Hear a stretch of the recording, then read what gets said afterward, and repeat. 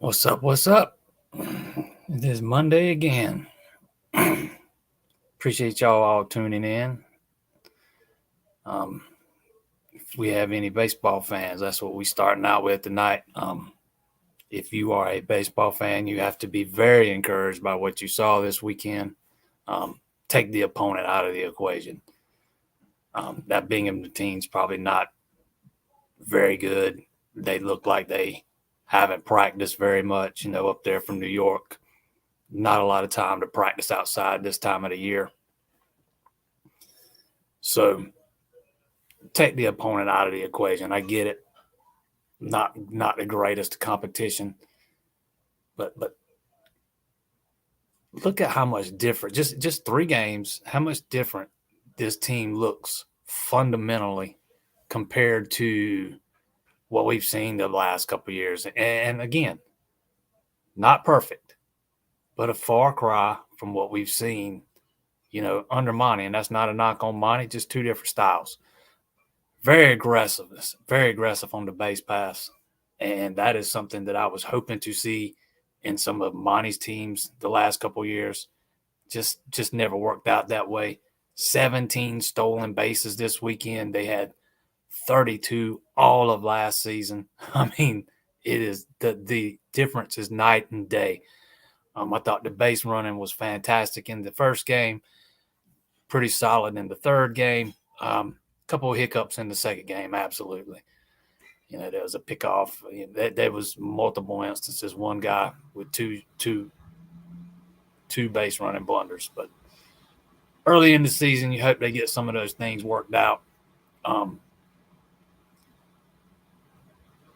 But maybe the biggest thing for me was I think the pitchers walked 2 batters all weekend. There's no nibbling at the plate, man. The pitchers are coming right at hitters. They are throwing strikes, pounding the strike zone, and letting their defense work behind them. How many times do we hear Monty Lee say the words free 90 in the past few years, talking about his pitchers giving up the free 90s, giving up the walks. And that is something we did not see this weekend. 2 freshmen really stood out. Tristan Smith, Joe Smith. Oh, man, I think I'm getting his name wrong. But those 2 freshmen, we're going to see a lot of Tristan Smith this year. And Joe Allen, I don't know how much we'll see of him this year, but if we don't see a whole lot of him, that is a name to remember because you are going to see a lot of him in the future. He looked fantastic. I didn't get to see Tristan Smith live. I had to bolt out of town Friday. I had a family thing I had to do this weekend, but I went back and watched the replay today, and man, he is every bit as electric as I was told he was. Very, very bright future for that kid. I could see him starting games before the year is up. I know you might look at the numbers and say, well, the starters didn't go deep into games. Maybe not. It's the first game of the year. Those guys were on pitch counts. I'm not sure if any of them even got to the pitch count. Maybe Deal did yesterday, but I know Ammons didn't come close to reaching his pitch count. But I mean, Bakich talked about it before the season even started, that he didn't need guys to go through the lineup 3 times. He wanted his pitchers to get through 5 innings, and he'd be good. They got the bullpen to take it home from there if need be. So very encouraging weekend for baseball. They're right back at it tomorrow. Welcome Charlotte to town. Casey Talent gets to start for Clemson tomorrow. And then they welcome UCF to town this weekend for a 3-game stretch. It's 3-game set. Can't even talk tonight. I got some of the pitching numbers up here, man. And Ammons was just fantastic Friday night. He gave up the 3 singles there in the third, I think it was. But other than that, he was downright dominant. 9 strikeouts and only faced 18 batters. So he struck out half the batters he faced. I thought Gordon pitched very well Saturday. And, I thought Deal was solid yesterday. I mean, he wasn't great, but he was solid. I'd have liked to see him go on another inning or two. But again, early in the year, you got a big lead. I understand it.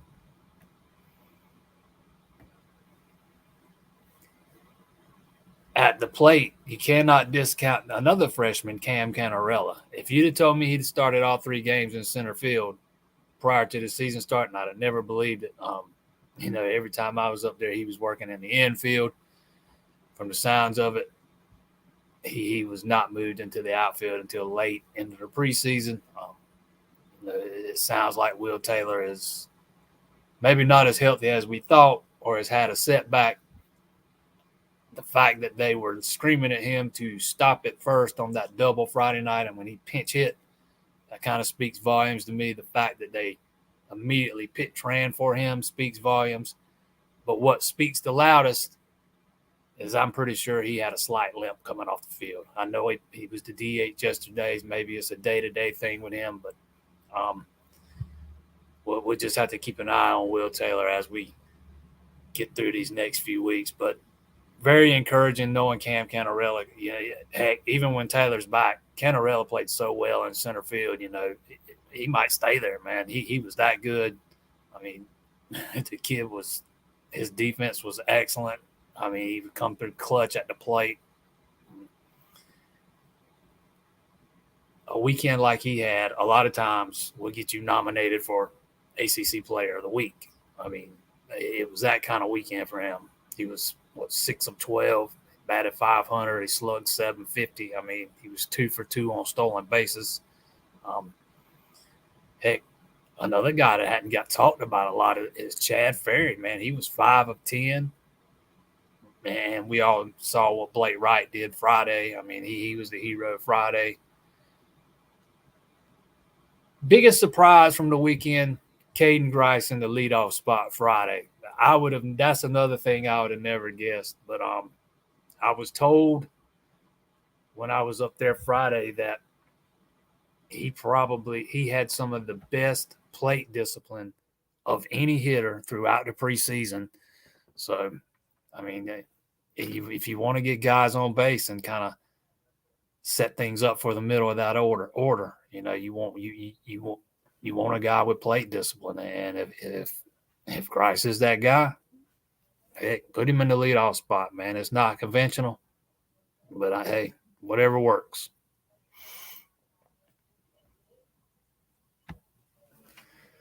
Horrible basketball weekend, absolutely, man. That was a loss Clemson could not afford to take. That is the kind of loss that will get you fired. I don't usually like to talk about coaches being fired and stuff, but I mean, let's be real. That is the kind of loss that'll get you fired.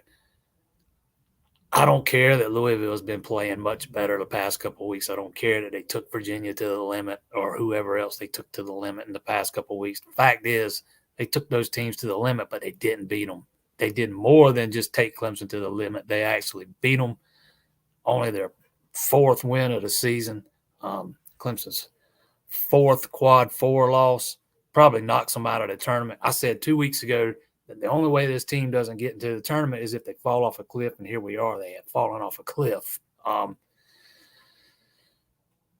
Hard to put a finger on exactly what the problem is. Those guys couldn't. I didn't get to watch the game Saturday night. I went back and watched some highlights. Thankfully, I didn't get to watch the thing live. Like, again, I wasn't home. But I watched some highlights. I looked at the box score and 3 of 20 from three or 4 of 20 from three or whatever it was.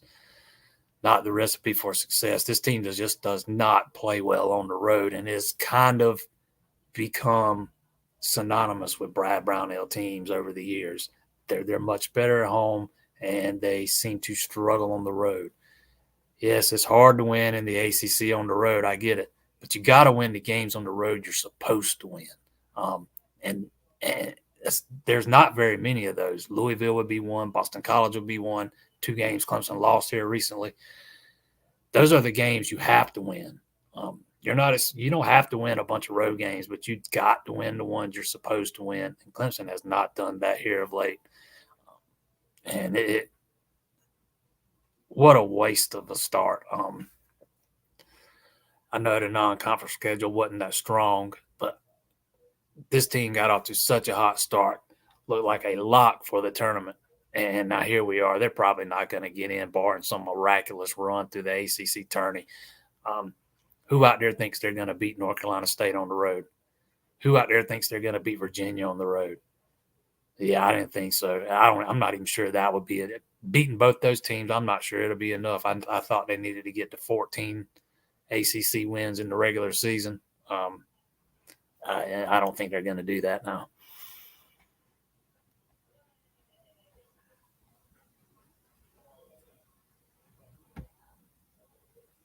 Yes, the pitching definitely looked better this weekend.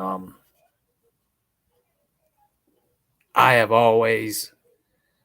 have maintained for years that Clemson pitchers were not developing at the pace that I thought they should under the previous coaching staff. Some seem to regress. Some seem to not develop much at all. I think you got a guy in there now, Jimmy Bellinger, who is absolutely going to develop your pitching staff. And we have already seen it after 3 games. They want guys who are going to throw strikes.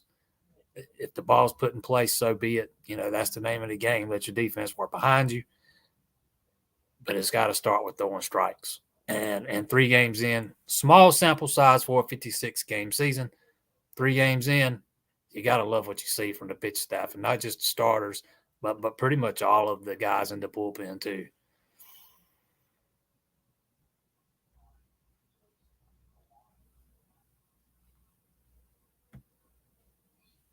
Again, I didn't watch the game. I were told I don't know.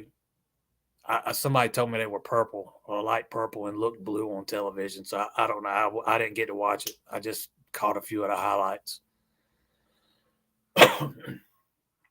So I can't answer that one for you. Yeah, I think it's going to take more than Clemson beating Virginia. Yeah, I think they're going to need more than a win at Virginia. They are not even on the bubble right now. They went from one of the last 4 in to completely out. They're not even in the last 4 out in most of the projections now. I think you've got to win at NC State and at Virginia to even have a prayer.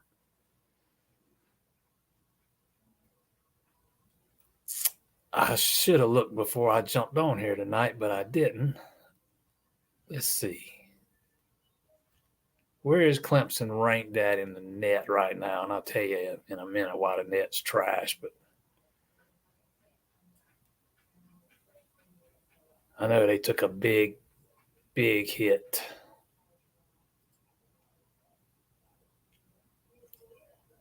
Number 81. A win over Virginia is not going to get them in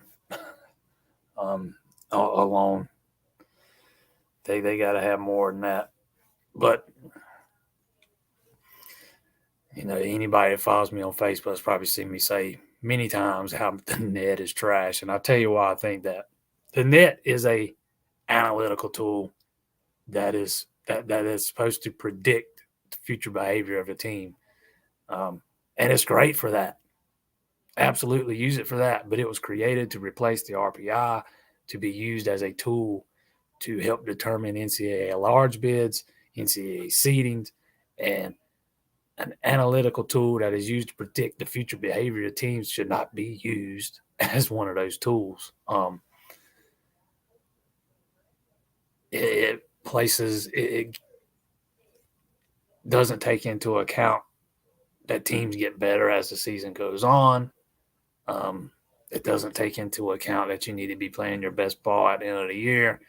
Uh, a loss in the first game of the season counts the same as a loss in the last game of the season. And it just doesn't factor in a lot of things that I think it should. Things that I think should be factored in, and that's irrelevant to Clemson. Take Clemson totally out of the equation, regardless of where they rank. I hate the net. I hate it. It's great if you want to use it. I mean, it's fine for a predictive analytical tool. Heck, it's been pretty good about predicting what Clemson's going to do. I just don't think it should be used as a tool to help determine at-large bids, help determine seedings. I mean, I'm not saying it is the tool. It is just one of the tools, and I don't think it should be.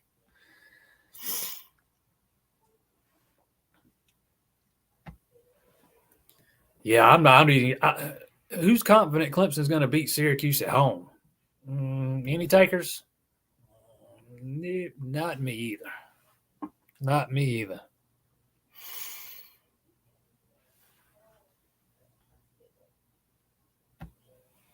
Yeah, it does kind of seem like the same story, different year for basketball, but this year to me was a little different because they have not gotten off to that kind of start in ACC play before. So this year had a little bit different feel to it for me. But the result's going to absolutely looks like it's going to be the same. Sitting at home when it comes NCAA tournament time, best you can hope for is a bid to the NIT. I'll tell you what I'd like to see in basketball. I know people want to see Brownell gone, and I understand all that, and I get it. But to me, I think Clemson's issues are deeper seated. I think it starts at the top. If you settle for mediocrity throughout the entire history of your program, then mediocrity is what you're going to get. You have to invest in a program. You have to give it those resources it needs to be successful at the highest level. I'm not sure Clemson's done that. Brad Brownell has absolutely been given more than Oliver Purnell was, before him.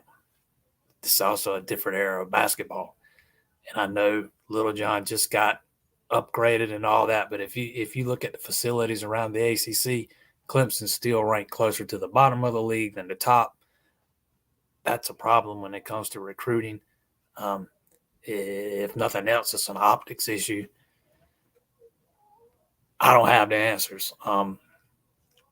If you go out and get a new coach, who are you going to get? If you get a young hotshot coach who has some success, how long are you going to keep him around? I mean, Clemson's looked at as a stepping stone job more than it is a destination job. A lot of problems with basketball,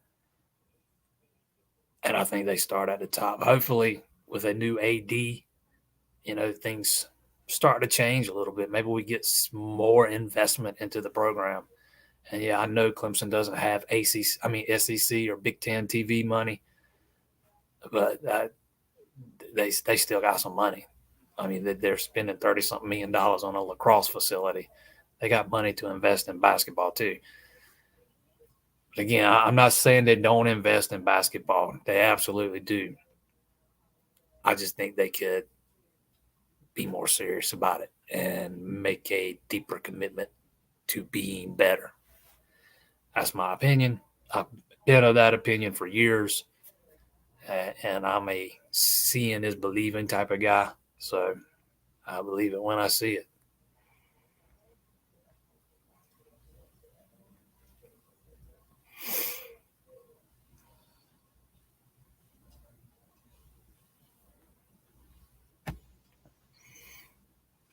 Heard we offered another running back in 2024. Yeah, I must have missed that. I don't know of another running back that's gotten an offer. As far as I know, David Azuame is still the only kid running back with an offer in 2024, unless one went out sometime this afternoon that I missed. And I don't think they've been pushing him to make a decision right now. I think they are content with letting it play out. 4 right now. I don't think you will see them get much into March and before expanding the board, but I'm not sure he gets that far. He's been hinting around on Twitter about maybe committing March 1st, I think it was, which is his birthday. And if that's the case, I think that is a excellent sign for Clemson. Excellent sign. But as far as I know, I don't think there's been another offer out to a running back.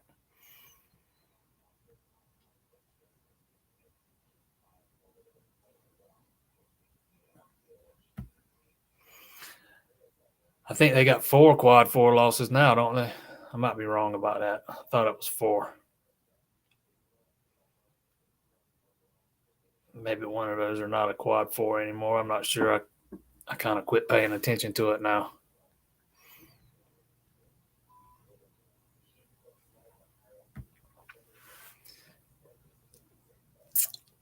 Oh, but there's no doubt about that. That Sweet 16 run saved his job, in my opinion. They were very close to letting him go the year prior to that. So yeah, that Sweet 16 run, it saved his job. He was on the end of his contract, so Clemson either had to. I mean, they had no choice but to extend him. He was coming right off that Sweet 16 run. I mean, he earned an extension with that Sweet 16 run. Make no mistake. I mean, that's just the nature of the beast. He earned an extension with that run. It was a good run. Came out of nowhere. Nobody expected it. But just wasn't able to build off of it.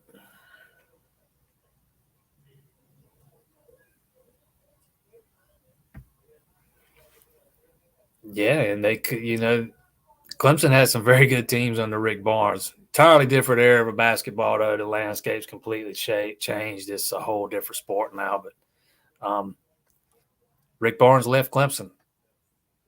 And, I know there's a lot of talk as to why and yada, yada, yada. But part of it was because he got a job somewhere else at a school that was going to be much more invested in the basketball program than Clemson was. That was at least one of the factors. There's no denying that. Oliver Purnell took a step down to leave Clemson for a job he thought was going to be a school he thought was going to be more invested in the basketball program than Clemson was.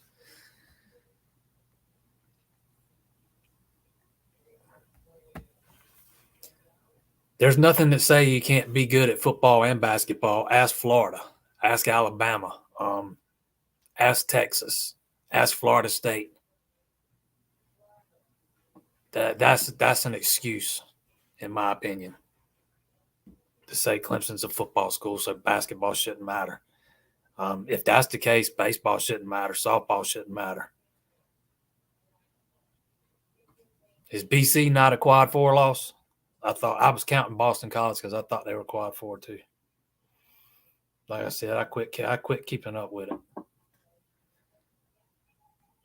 But yeah, I mean, I get it. Clemson's a football school. At every school, football is the moneymaker. They're going to get the majority of the resources. But basketball is your second biggest moneymaker. And basketball makes a lot of money. There's no reason why Clemson cannot be better in basketball than they have been. Florida has shown you can do it. Texas has shown you can do it. Leonard Hamilton has shown you can do it in the ACC down at Florida State. It is possible. It is doable.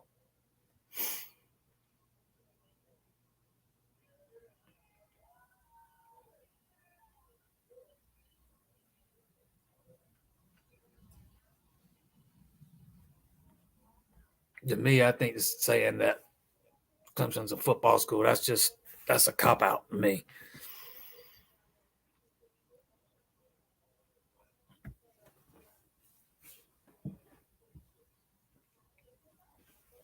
The fans aren't interested because the school's not invested. The fans aren't stupid. They know that basketball is an afterthought at Clemson. Maybe that's overstating it a little bit, but fans aren't stupid. They know what's going on. If you show the fan base and the alumni base and the student body a real commitment to the program, make real investments in the program, give it the resources it needs to succeed, and you'll get the fans. Hire the right head coach, all that stuff, but you also got to invest in the program and make a commitment to it. If you do that, you'll get the fans. There's been a few games this year where Little John was packed. It takes them winning some games to get it packed these days because people don't trust the basketball program. But if you get somebody in there and a team that's winning games and a real level of commitment to that program, the fans will come. Fans love a winning team, a winning program. They'll come.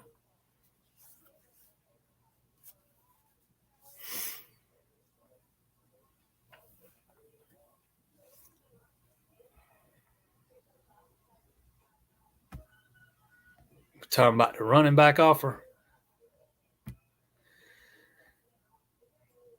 Let's see. I can find out real quick.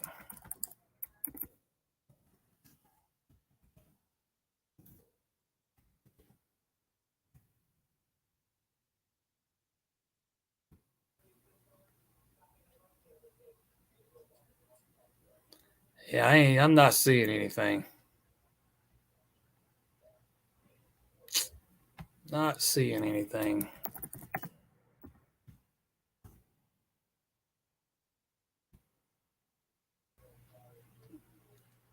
I know there was a new offensive line offer Friday.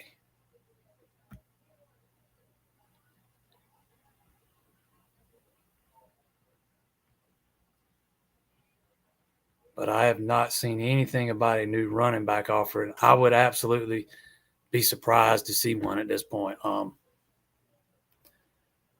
One of Clemson's biggest selling points to Ajuame is that he is their guy. He is the only offer, and as long as he makes a decision fairly quickly, I think they'll stick with him. I mean, maybe I'm missing something. The only way I see another offer going out is if they think it's over with him.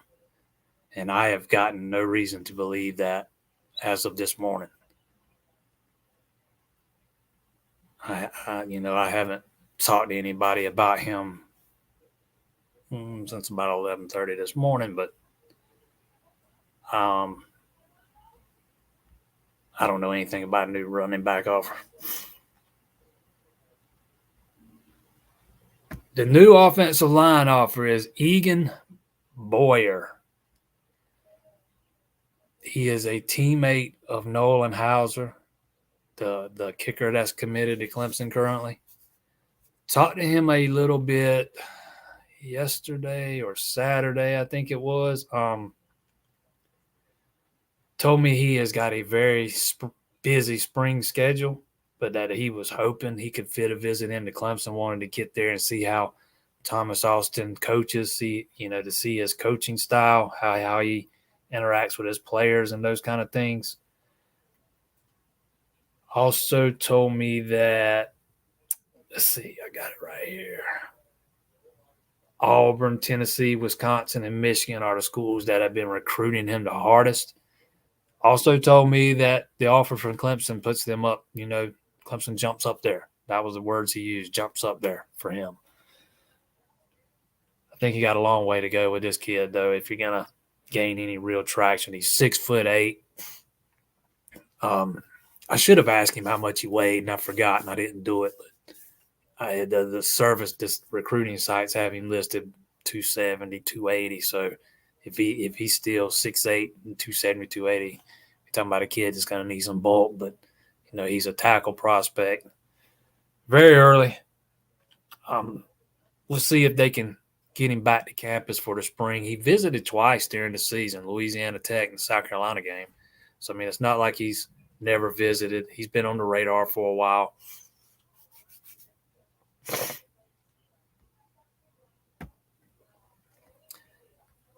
Yeah, I've not heard anything about that, man. So if they are reporting that, as far as I know, they are the only ones reporting it.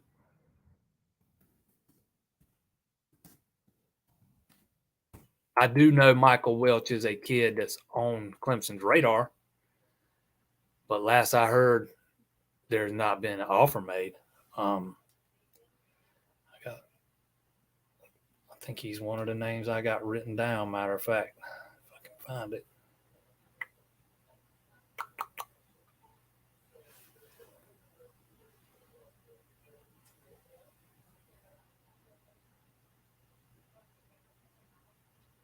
Yeah, I don't think that he's got an offer. That would just be very surprising, seeing as Clemson's been selling this kid on the fact that he is their guy. I mean, they're so confident in him and they want him so bad. He's the only guy they've offered. I mean, it would kind of just fly in the face of everything they've been selling him.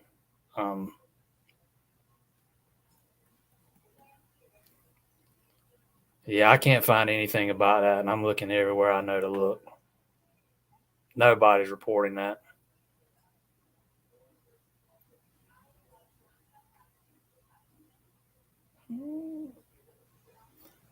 So all I can tell you on that front is that if they're reporting that, then they are the only ones reporting it. I am on his Twitter page right now. There is nothing about him getting a Clemson offer. He has not tweeted anything out in 3 days. So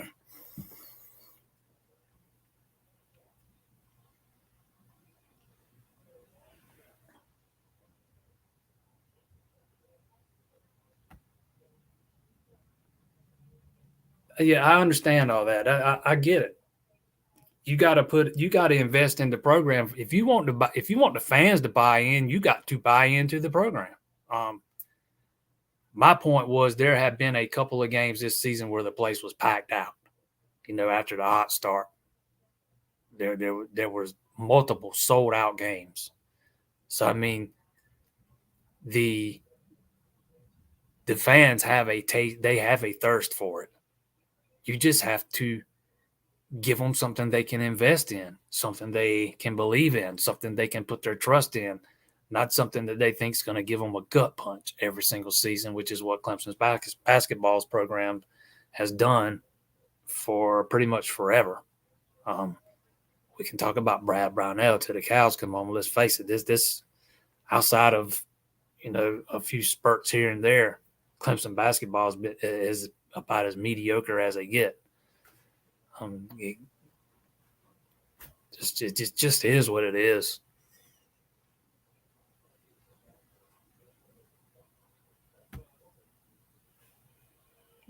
Exactly. It was football, baseball, basketball. It was a distant third for many people. And, that's, again, if you want your fan base to be serious about basketball and invest in the program, become emotionally tied to the program more than they are now, you've got to show them you are serious about it being successful and not just being a bubble team every other year or twice every 4 years or twice every 5 years or whatever it is. It's just, and I think the fan base has kind of become numb to it, especially after 13 years of the same head coach with not the results they would want. Frustrations are really starting to build now. I mean, people have been frustrated with Brownell for a long time, and those frustrations are probably as high as they've ever been after that start this season and the plunge they have taken.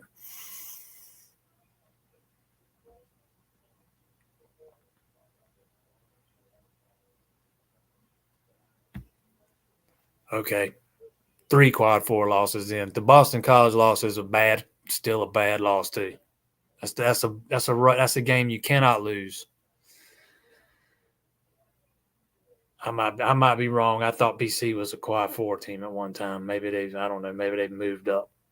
I could be wrong though. My memory's not what it used to be. 3 quad 4 losses, 4 quad 4 losses. It's gonna keep them out unless they pretty much run the table and win some games in the ACC tournament. What are they in the ACC right now? And they've got what? How many games left? Again, I thought they needed to get to 14 wins in the regular season, and I just don't see that happening.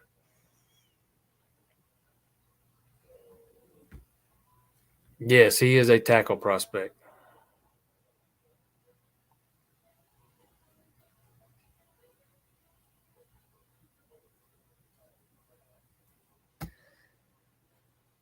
Blake Franks, there was some reports out there, mistakenly put out there, that he was going to commit today, but it never panned out. I don't know if those. I shouldn't say they were mistakenly put out. Maybe he mistakenly told that to somebody or changed his mind after he told somebody. I don't know. We're nearing the end with him. No date been set. He said he'll let us know when he decides on a date, but we're at the finish line. If we make it out of February and he hadn't committed, we won't get too far into March before he announces.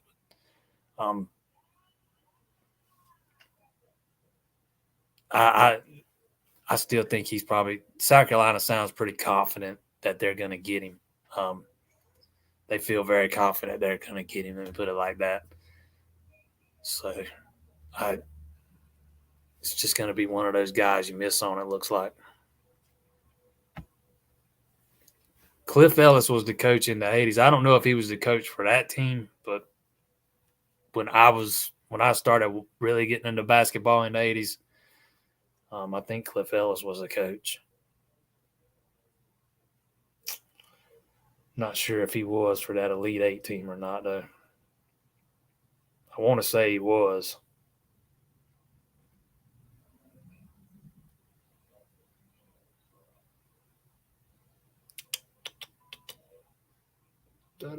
Let's see. 1980.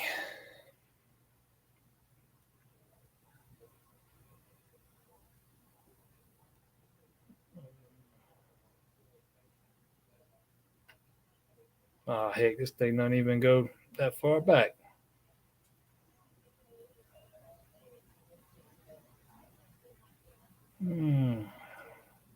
Bill Foster was the coach in 1980.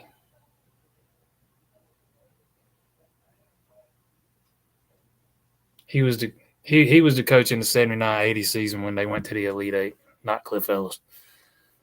Cliff Ellis come in behind him, if I'm not mistaken.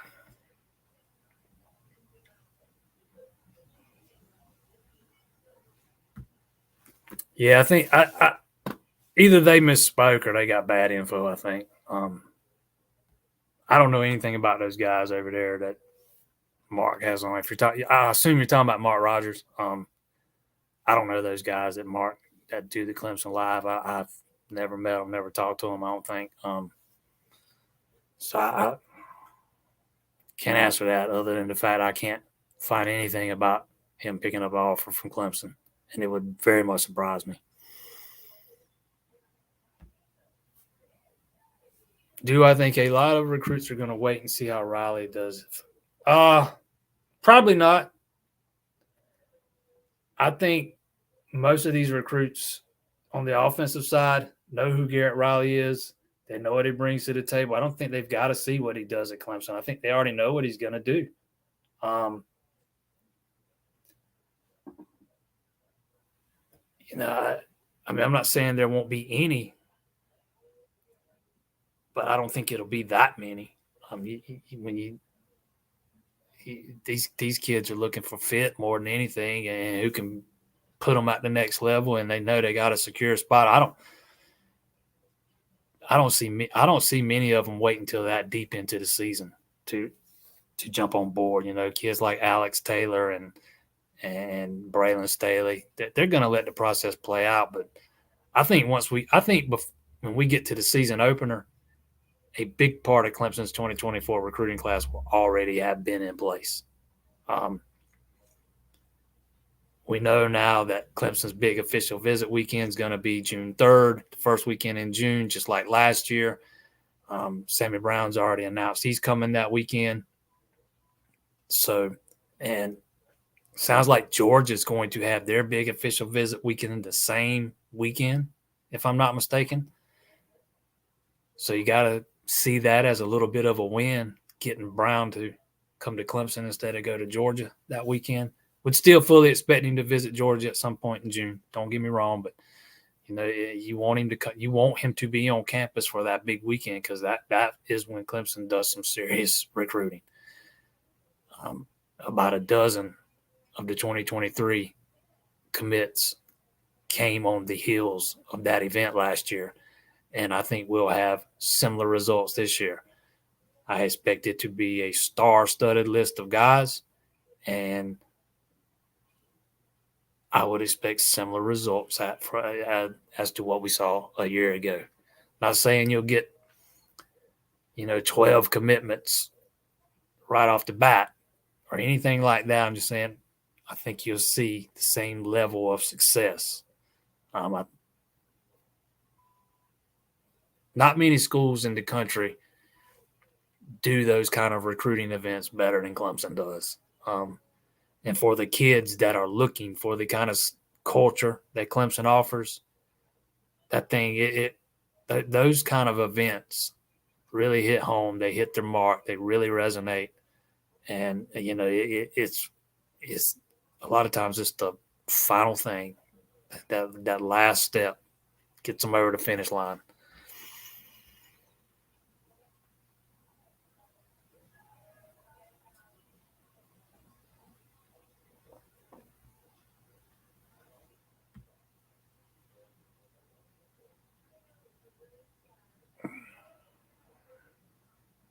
This is a Saturday game. It's hard to come 1.5, 2 hours to feel Little John.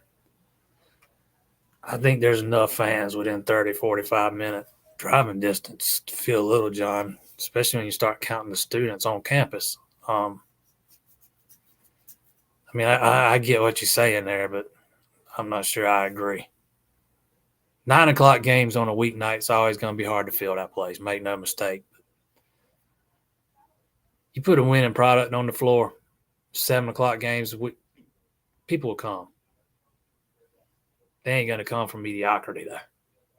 They ain't going to come to see teams that don't make the postseason, year after year after year after year. And it just is what it is.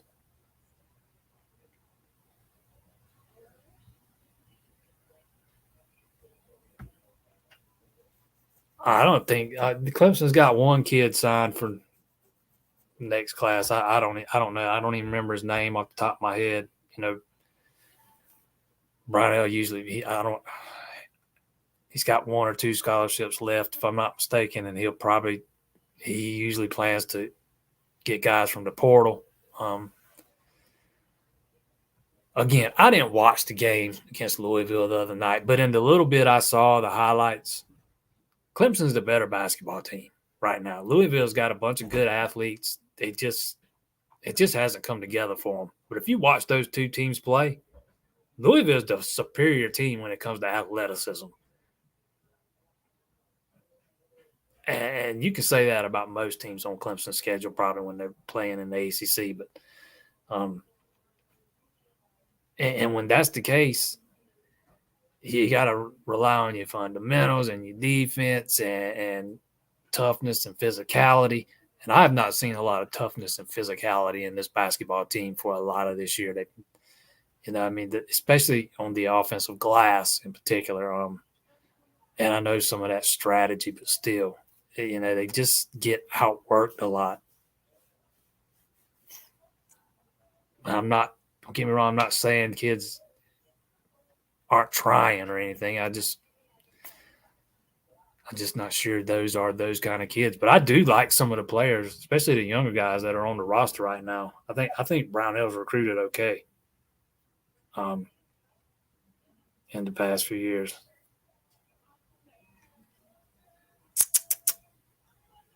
Did I say Cliff Foster? I meant Bill Foster. But I think Chauncey Wiggins is going to be real good. I think Austin Hunter has the potential to be better than Chase.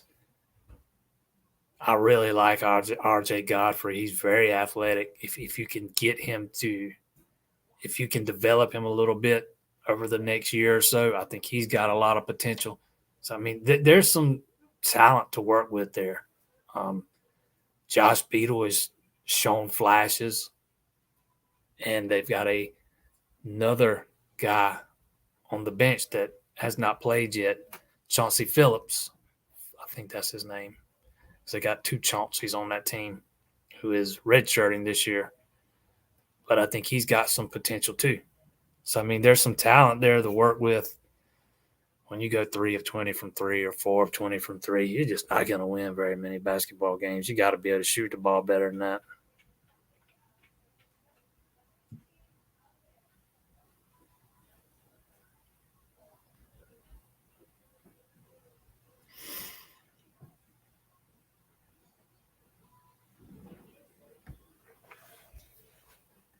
If you're talking about Jonathan Paylor leaning towards South Carolina, he said today that Miami was his favorite school, or yesterday. So, I mean, he just got offered by Miami, and he said some similar things about Miami.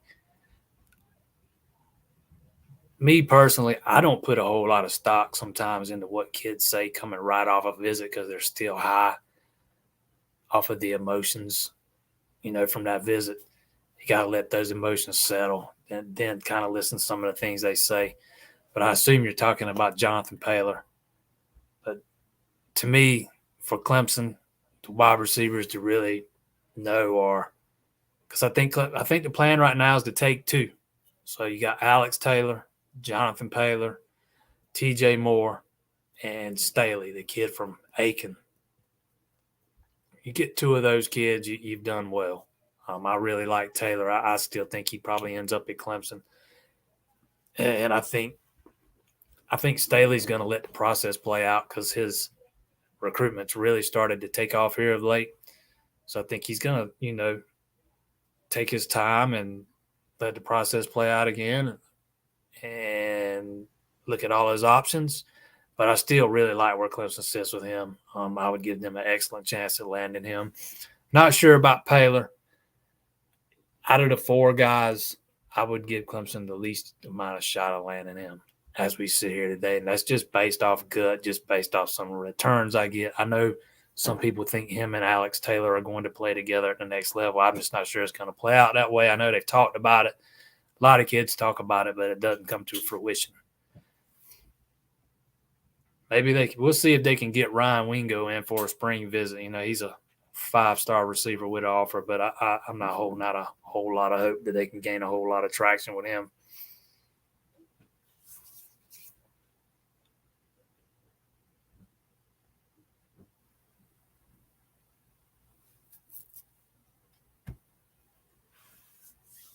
Is there anything new with any current offers? We're in a dead period, so not really. There's it's just not a whole lot to talk about during the dead period when it comes to recruiting, unless they hand out a new offer. Still, if you want to talk about the next running back the next quarterback target after they missed on White, I'd still, right now Merklinger's probably the guy to keep an eye on. Outside of that, who knows? I know they reached out to the Aaron Nolan kid. I think that is in the very early stages. To not even sure if he's got any interest on his end. So we'll see. But that's about it. There ain't a whole lot going on in February to talk about. Once the dead period ends here in a week or so, kids will start taking visits when spring practice starts. Be a lot more recruiting to talk about.